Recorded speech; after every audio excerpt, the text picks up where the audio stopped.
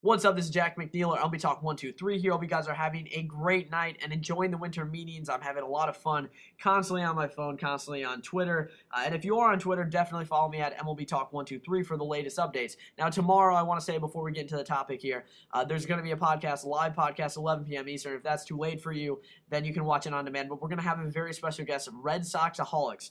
Over 100,000 followers on Twitter, a blogger on the Red Sox. We're going to talk to him and a very big blogger on the Yankees as well. So we're going to get some Yankees Red Sox point of views and looking at the deals recently made by the Red Sox. One of them is this right here. Shane Victorino signs with the Red Sox. After this deal was done, a few executives literally thought it was a joke. And I think it's not that much of an overpay, but I think you can see some aspects of it where it's just like, how is someone getting paid this much money for his numbers last year? How did this play out?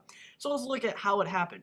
First of all, Shane Victorino before this year was offered a 3-year, $30 million contract by the Philadelphia Phillies. He's never really been on the open market. This is a guy who's been locked up multiple times by the Phillies, and eventually the Phillies were done. They were going separate ways.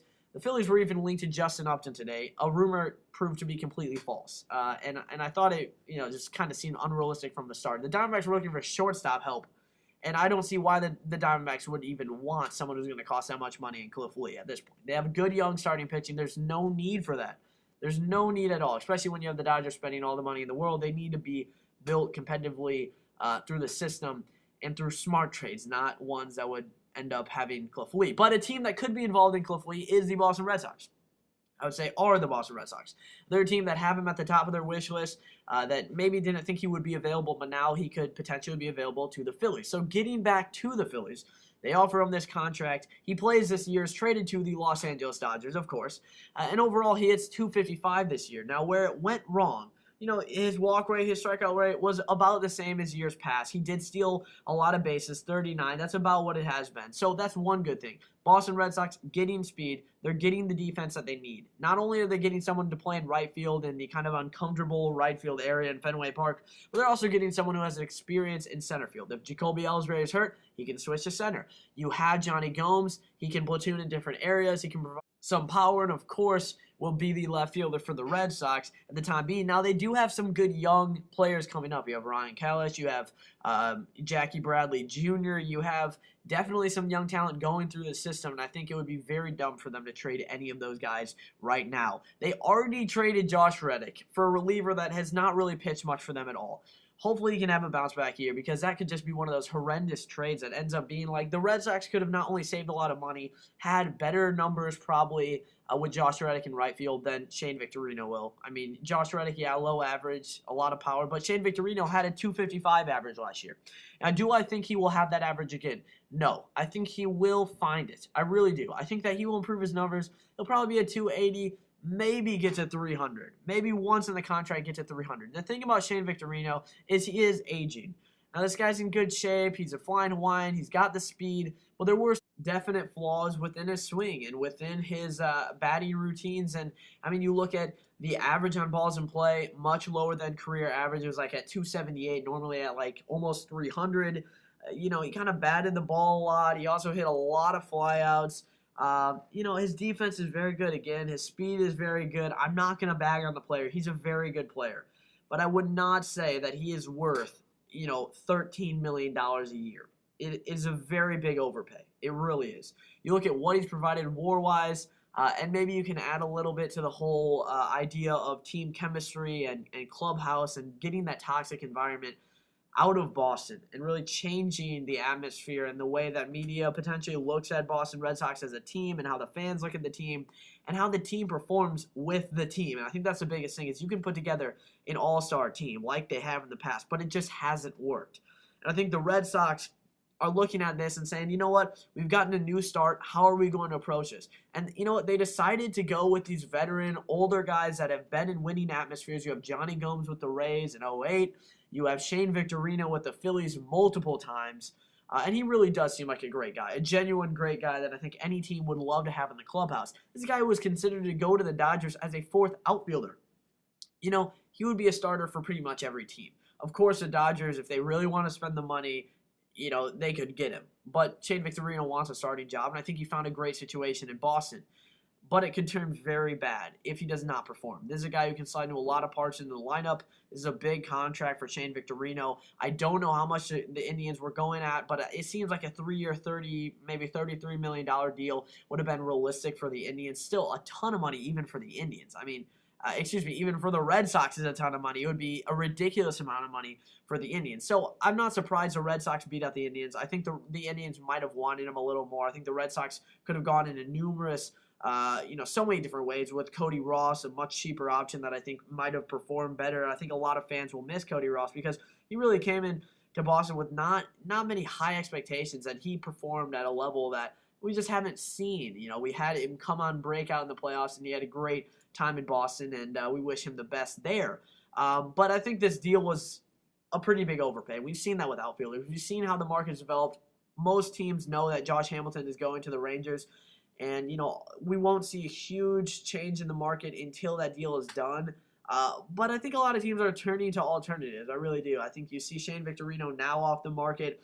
You see Michael Bourne gaining some interest from teams like the Mariners. I'm not a Mariners fan. I hope the Mariners do not go down the path of a Michael Bourne. To me, it's going down the path of a Sean Figgins. I don't think he's going to be that bad, but I think the overpay is just waiting to happen for a guy like Michael Bourne, especially after Victor. So while the Red Sox now have Shane Victorino at right field, can switch over to center, still could trade Jacoby Ellsbury for a top-of-the-line starting pitcher, potentially in a James Shields deal. There's a lot of options. Maybe in a Cliff Lee deal, that's kind of far-fetched. But you know what? I do kind of buy into the whole team chemistry. I think his value goes beyond just the numbers. I really do. A perfect example is the Cardinals, a team that I pay a lot of attention to. And are bidding right now for Marco Scubero. I think it'd be a great deal for them. But going into 2011, they got guys like Ryan Theriot, Lance Berkman, and some older guys not just because they were veterans, but because they had great personalities and they had proven to really help the team chemistry of their clubs. I mean, they're just great teammates, and they really did help. The team was kind of flat after 2010, a massive collapse. You have guys like Matt Holliday, not really big sociable guys. You bring in guys like that, it changes the way the team is. And they ended up winning the World Series. Now, not just because of that, but I do think that plays a role. So the Red Sox could be much improved from these moves. So that's my kind of view on team chemistry. I do believe it can really help a team. I think that there are a lot of teams looking for cheap ads that really can just do that. Teach the young kids how to play the game right and kind of make a bridge for more competitive teams down the road. That being said, I think the Boston Red Sox can be competitive in 2013, but are going to have a tough time.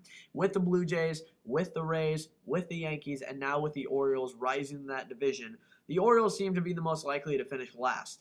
And I think it's tough to say that because they won 90 games. But again, if you look at the numbers, it suggests they should have lost 13 more games than they did, and they're not really making any big splashes yet. They seem to be kind of going for the norms, re-signing Nate McLeod, other moves like that.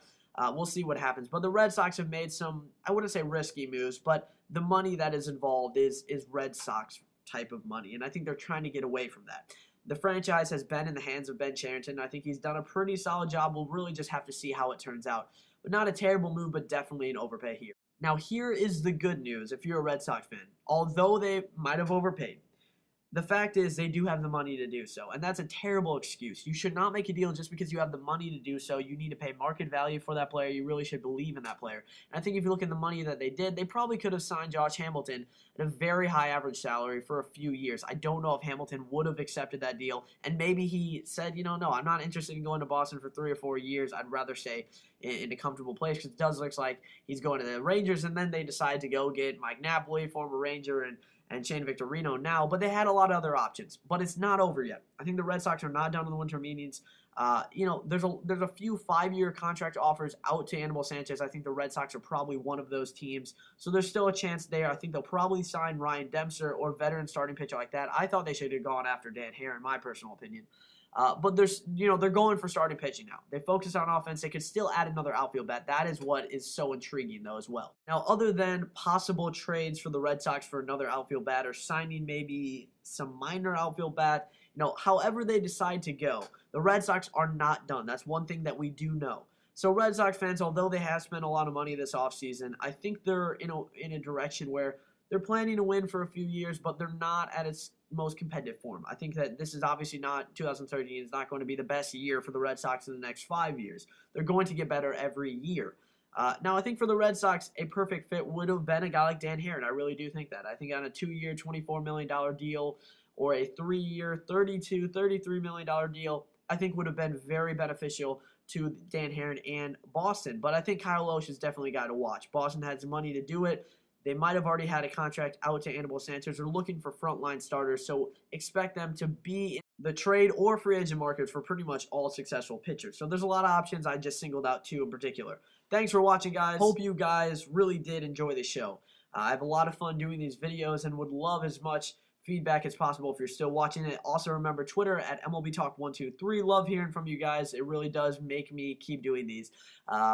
And enjoy the rest of the winter meetings. Hope the best for the Red Sox and all their Major League Baseball teams. And tune in tomorrow on my podcast live on the winter meetings. Thanks.